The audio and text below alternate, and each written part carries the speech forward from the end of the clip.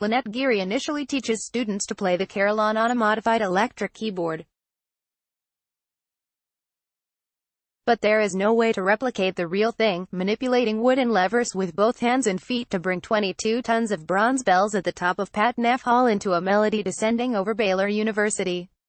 The Waco Tribune-Herald reports Geary is an unsung hero who brings an ethereal beauty to Baylor. Music School Dean Gary Mortensen said, "Her Carillon playing floats above our central campus during times of celebration, significant times in our academic Christian calendar, and during times of tragedy when reflection is important," Mortensen said.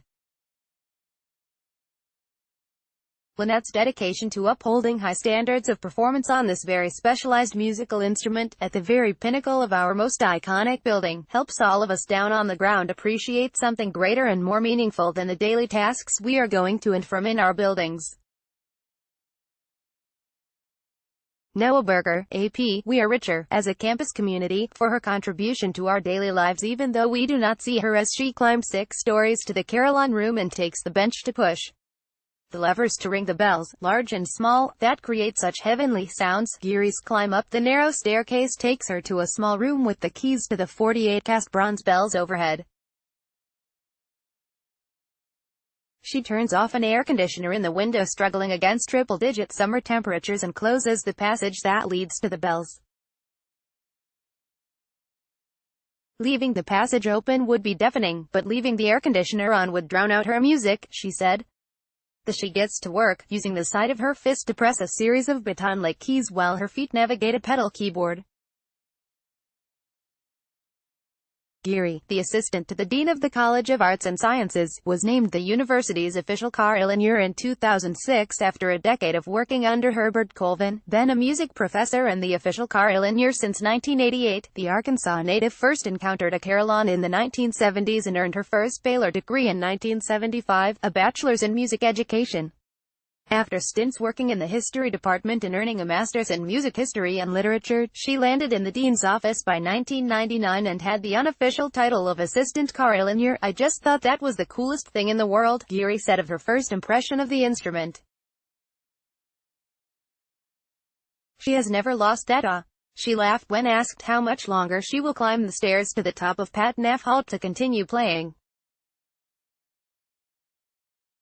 "Everyone keeps asking her that," she said. "I've known people who have done this into their 80s, which is probably not a good idea," Geary said.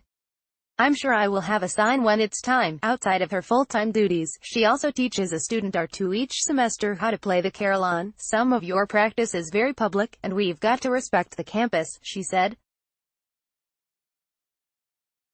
"We use it just to learn the notes and hack out the technical part of the music, but you have to practice in the tower so that you learn the musical nuances and how the bells are going to respond, because you have to play in balance." Pat and Sialana, practices are typically limited to late afternoons or weekends to prevent any distraction for students in class or events held on campus.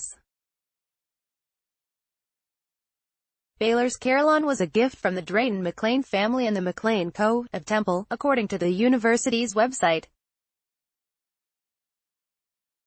The instrument was dedicated in 1988, and the McLean Carillon is one of about 115 carillons in North America with a range of 4 octaves or more, according to the university.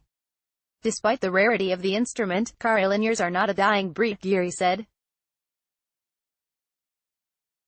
She earned a certification from the Guild of Carillonneurs in North America in 1996 and attends annual conferences with her peers. "People who do this are extremely enthusiastic about it," Geary said. "What I have been so pleased about is we have a large percentage of our membership are college age and in their 30s, and they have really helped the Guild in a lot of ways. They are great advocates for the profession." For her part, and with decades on the instrument already, every climb up the tower is an opportunity to continue to hone her skills, she said. "You're in a position that you can serve the community, and that's a tremendous privilege that you've got to pay attention to," she said.